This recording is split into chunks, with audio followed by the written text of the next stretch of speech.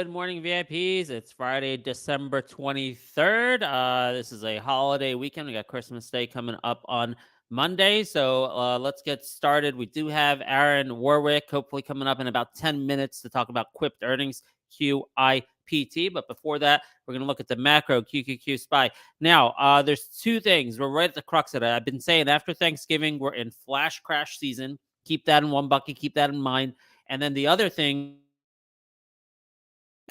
some people call it the Santa Claus rally. I like to more narrow it down to the January effect with specific stocks that have incurred tax loss selling, right?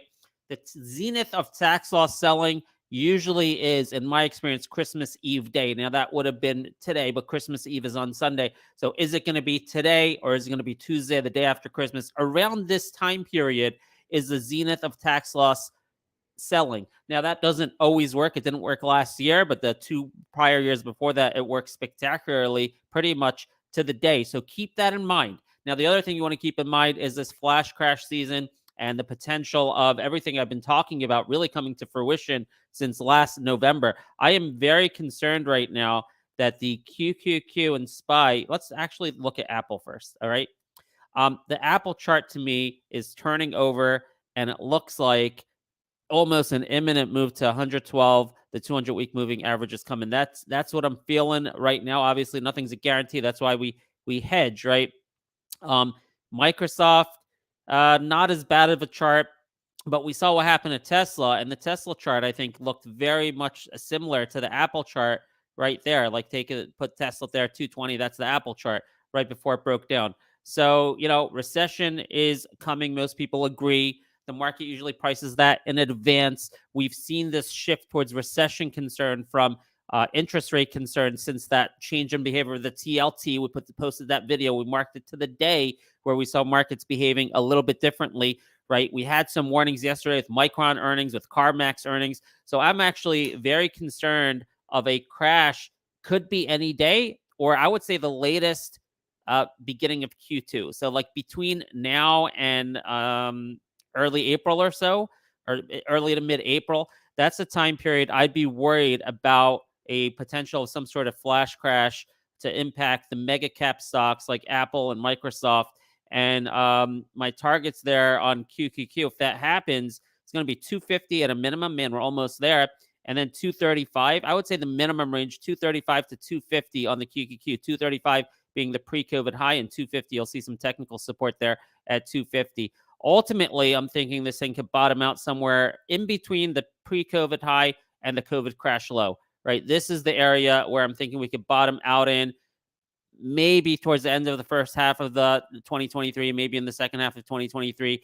So in any case, we are in orange alert right now for the fund I started advising for, and I'm very much considering going to red alert. The orange alert, we're 3-2 short on our long positions, so we're hedging with PSQ and considering going to a 2-1 short because of the risk of a rapid decline in Apple and the mega caps that could take the NASDAQ and whatnot down. Now, we had some other data coming out this morning.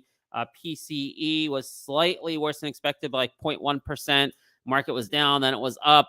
To me, that's just noise. I think it's really about recession concern and the market getting ahead of pricing that in. So that's the macro concern we're facing right now. I see Aaron joined us in the backstage, so we'll be with him in 5 minutes to talk about QIPT. So now going to individual stocks. Tesla, we've been monitoring that really closely. Last night we had a nice trade in there. If you got the link to the Twitter spaces that Elon was talking in, he jumped on a Twitter space and said he is not selling stock for 2 years, and under any circumstances he won't sell any next year. And on that commentary, the stock jumped up like $3-4. So I took a quick trade on that. But he also had very negative commentary on the macro economy.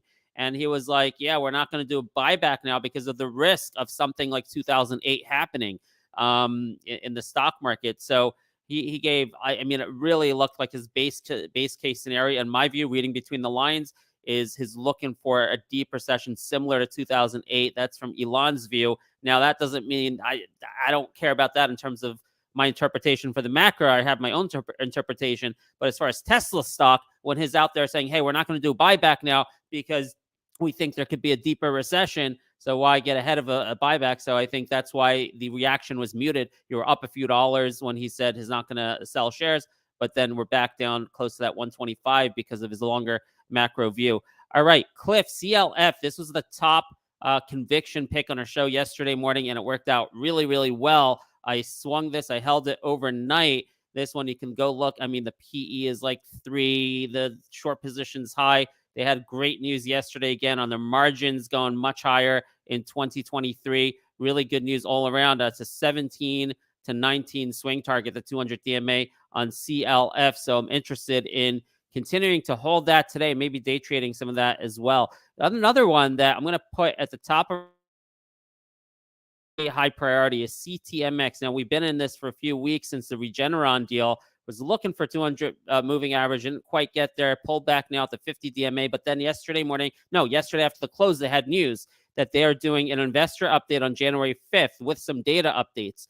Okay, so now this becomes something you can get a event anticipation run in CTMX. Especially, I love this because, we combine pillars at story trading, technicals and catalysts. It's bouncing off support, and then you get this catalyst. That's a beautiful setup to me with the low RSI. So I already have a position in this, but I'm thinking of actually averaging down because I'm down on this one. So take a look at this. Targets would be obviously the 20 DMA at 162, and then ultimately the 200 DMA at 174. I don't think it's going to jump to 174 today. Probably give it a few days. Perhaps it'll reach there, the 200 DMA, right before that event, as people get excited for that event. CTLP, another one we've been on top of a lot. I haven't changed my position on this. Still a swing position of 430 through 5. I just want to note, last night and after hours, there was a big buyer at 415. I don't know what that was about. I couldn't find any news. I don't know. Perhaps it was a short with a margin call and he had to cover. I don't know, but that was interesting after hours market action. Maybe either someone knows something or maybe someone big has to buy or is being forced to buy. So that's at the top of our watch list today. CTLP, DRIO, relative strength after good news yesterday, keeping that on watch. 440 would be a short-term, near-term target. Those two DMAs, 445, I would say on that. FREY, I just want to point out because this has been decimated, maybe partially because of a short report that came out a few weeks ago, but this one loved by institution, a top pick, I believe at Morgan Stanley it is. Goldman Sachs is behind it. Lots of huge institutions behind this battery company that's not making any money yet, right? Early development stage company, and it's just been killed since that short report came out. There was a little bit of news this morning, and I'm wondering if this can mark a bottom in the stock. Fire Battery appoints executive to lead global corporate development and U.S. execution. And if you read the PR, there's a lot of company updates in here as well. It's not just about that executive. So perhaps this will give some people confidence that the company is not a scam, that the short report's wrong, and perhaps put a bottom in the stock here, at least a temporary bottom at around $9. So this is a possible trade for today, FREY. Just monitoring MP because this got clobbered. If the market rebounds, I think this might be a good one to jump on. And I don't know why this got clobbered. If anyone knows why MP was killed yesterday from 28.50 to 24, we'd like to know why. So let us know in the chat rooms. That'll give us better context to know if and when we should jump back into MP. TSM, another one we're just monitoring. This is a semiconductor pick. It's Warren Buffett's been buying it. We, waiting for an opportune time. Perhaps it's going to be at the 50 DMA. There was a little bit of news this morning from Financial Times in terms of setting up a plant in Germany. So I was thinking maybe that could be a catalyst, but it looks like this is not going to buck the market trend. This is going to move with the market, it looks like, and the market's currently down, but just another one to watch to find a time to jump in. APRN, man, we noted the news several days last week, but I didn't jump on it. I'm just since the news, I just want to point out it's above the 20 DMA, making a move to the 50 DMA. So this is financing news. One of the big shareholders is propping up the company with financing. That's this day, December 15th. And I've missed it. I didn't play it. I just want to point this out because technically we broke resistance, which tells me that news was actually definitely significant. And if anyone is following APRN a little bit closer, let us know what you think. I'm not going to be chasing it here, but let us know what you think on APRN. Perhaps there's pullback opportunities if that news is, fundamentally really important. I'm a little hesitant to invest in a company which I think, you got to pay a premium for this food preparation service going into a recession. I'm not sure I love that sector, APRN, but maybe it's just so undervalued and it was pricing for bankruptcy and then they get the financing, and that's why it goes up. That could be the story there. All right, so I'm not going to dive into these specific ones. You know the stories on all of these. SANW, we're trying to get more info on this from Julian. This has been breaking the 200 DMA. LIACF has been just a great winner for us since the uranium spinoff news above the 200 DMA. Holding GEO, waiting for the news from the Supreme Court. ORIC, probably not going to trade this unless it gets to 4. This is the Pfizer buyout, or partial, purchase, Pfizer investment at $4.65. So obviously trading right at $4.65. If we get a pullback to like 4 or something. So that was a brilliant trade for us yesterday. Air, at this point, the 20-week moving average is your support at 1950. So just be cautious of that. And Clearfield, I love that. All right. So at this point, I'm going to bring up Aaron Warwick, QIPT, to talk about earnings. Hey, Ben. Good morning. How's everything going? Not bad. Right before you turned to me about a minute ago, I had my Wi-Fi went down, so I switched to my phone. Oh, all right. Glad I did it then and not a minute after I got on. So quick thinking. Awesome. Thank you for joining us, Aaron. Happy holidays, by the way. Hey, you as well. Hope you guys are well.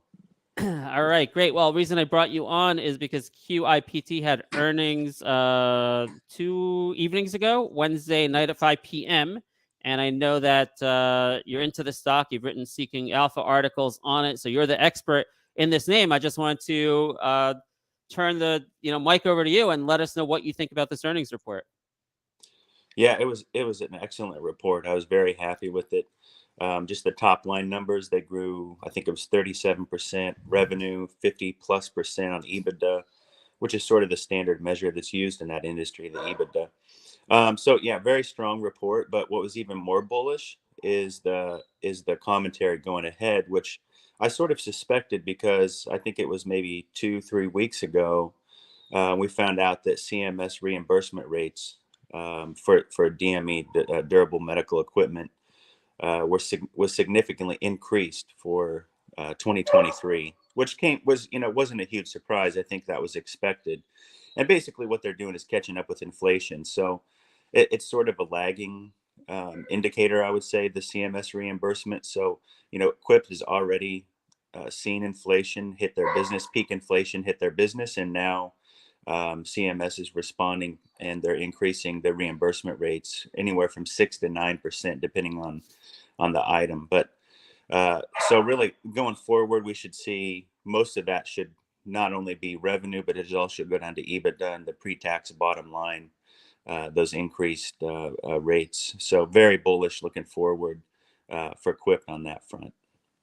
Cool. Let's talk about valuation. I see here on the net income line for 2022 is 13 cents. So obviously, if you're looking at a trailing PE, the stock doesn't look cheap, right? If you do a trailing PE, Right. Obviously that doesn't work. Now, if you look at the adjusted EBITDA, though, from Q4 and annualize it, I came up with an EV to adjusted EBITDA ratio of 5, which is starting to look cheap. But, I hesitate to use adjusted EBITDA. So what's your kind of forecast for net income for 2023, so we can kind of figure out what the forward PE might be here on this stock?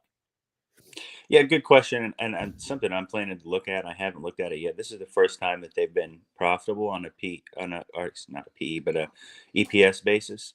Yeah, most companies in that industry, it's pretty common for them when you talk about buyouts, when you talk about when they present their earnings, it's usually they use adjusted EBITDA. So that has been, if you look at my Seeking Alpha articles, that's been what I've used.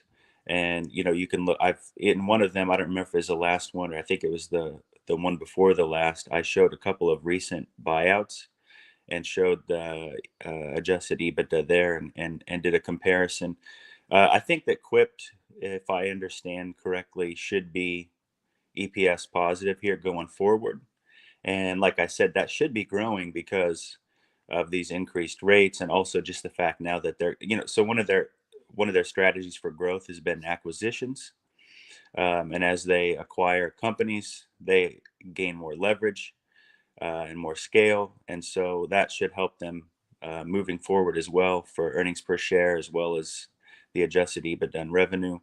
And then in addition to that, one of the things I'm excited about for them in 2023 is they've been forecasting organic growth, which is something that they haven't had much of Hmm. because most of their growth has been inorganic.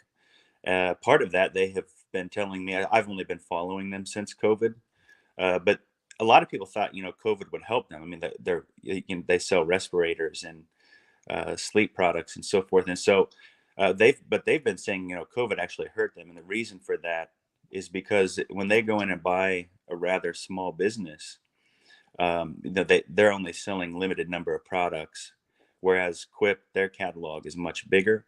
And so they want to cross sell. Well, to be able to cross sell, you sort of have, you have to be able to get into hospitals. You got to be able to get into to see physicians and nurses and so forth, to let them know, hey, we've got these other products we want to sell you as well. Build a relationship with them, help let them see the value proposition. With COVID, they weren't able to do that. They've finally been able to have consistent access to hospitals. They've been beefing up their sales force quite significantly. And so in 2023, we're expecting to see organic growth. And I think perhaps one of the most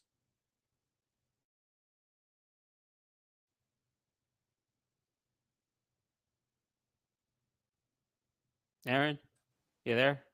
Okay. am I back? Yeah. Go Okay, ahead. the I lost last you for a second. analyst. Yeah, I think it. Oh, it looks like I switched back to Wi-Fi. I came back up. The last analyst that asked a question said, "Well, it seems like 7 to 10% be pretty easy for you guys. Um, Pretty easy bar to set." And the CFO kind of chuckled and clarified with him. He said, "Did you say 7 to 10?" And he said, "Yeah." And he said, "Well, yeah, that should be pretty easy for us to do, but we don't want to, we don't want to set the bar too high and disappoint." So That was a I good think, comment. I did see that yeah, shared in one of the chat rooms. Yeah. yeah. So anyway, very excited for what they've got going on there, and of course they should continue their acquisitions. They one thing to mention as well is that they did extend their line of credit with their bank. It's so they have access to a total of 110 million. So especially at these prices, we shouldn't be seeing we shouldn't see them raise any equity capital That's for any of important these in this macro acquisitions. environment. Yeah. Yeah. Cool. All right. So let me just ask you as a good update. Let me close it up with this. Looking at the price of the stock and putting that in context with the report that just came out, do you think there's an immediate opportunity here? Do you think the stock should be re-rating to a higher level, or is it more of a let's wait for them to execute throughout the year and the stock will go up as they execute? Yeah, I mean, definitely a longer term hold. I don't think that there's been, if there was a re-rating, I think it would have happened yesterday. What I do think though is that um, they had several derivatives on their book. So they were, I mean, I don't want to go into the whole story of how Quip spun off of Viamed, but they got kind of a bad deal in that whole thing. And so they ended up needing capital. They ended up with a lot of derivatives on their books. Those are all off now. So they had warrants, they had convertible debt. So their balance sheet is really clean right now. And I believe that, that first we saw the stock drop to the strike price of the warrants, then we saw it drop to the price of the convertible debt, the strike price. And so all of that stuff's gone now, and I think that there won't, that selling pressure will be gone, and so I think the stock should grind higher. I don't think it's going to be anything immediate, but it's something I want to be have in my portfolio. And then the other thing I want to mention about that is that you know the stock seems to move the most when they make acquisitions, Mm, and interesting. because that's automatically adding revenue, EBITDA, Hmm. earnings. And then related to that is, I think we're in the time now. They're right below, or they're fairly well below the what's likely to be the Russell 2000 price to get market cap to be added to the index in May. Cool. But that said, I think they have enough acquisitions and organic growth in their pipeline that they could get up. They could sneak in there. And if they sneak in there, then it's pretty illiquid stock. I mean, it trades 25 to 50,000 shares a day on a normal day, non-earnings, non-acquisition day, and it really could be a stock that, frankly, if they end up getting added to the Russell, the forced buying for that could cause it to be overvalued. Mm, If and when that happens. So, cool. Awesome. Aaron, thank you for that. Awesome hey, thank updates you, on Ben. everything.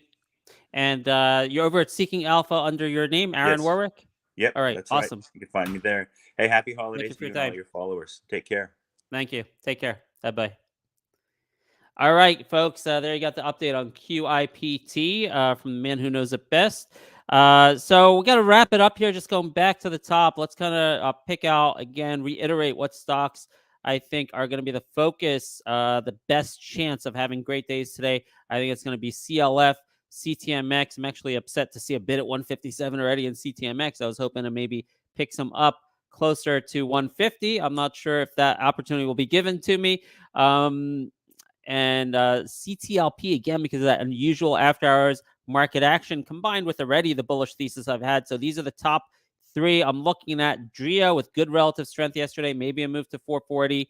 FREY, maybe it bounces off with that news this morning. So some good things to look at. I also want to point out, what was it that I'll throw up at the top? TGB. TGB is curling back up. This was a 175 target swing play, and it's up this morning as well. So let me throw TGB into that top tier of stocks to keep an eye on. So it's really CLF, CTMX, CTLP, TGB, DRIO, maybe FREY. So, all right, guys, good luck. You can see APRN's doing well. We don't have time to talk about AMC and APE. Perhaps we should have. Take a look at trading opportunities every day in the market. And I think we've been doing a great job of finding winners on red days. And if you can do that while you have a hedge in your portfolio, well, that's going to work out really well for you. So, all right, guys, have a great holiday weekend. We're going to be back Tuesday morning. I'll probably record an early post-market wrap today at like 2 p.m. or something like that. And then we will reconvene Tuesday morning. Have a great weekend, everyone. Thanks for joining.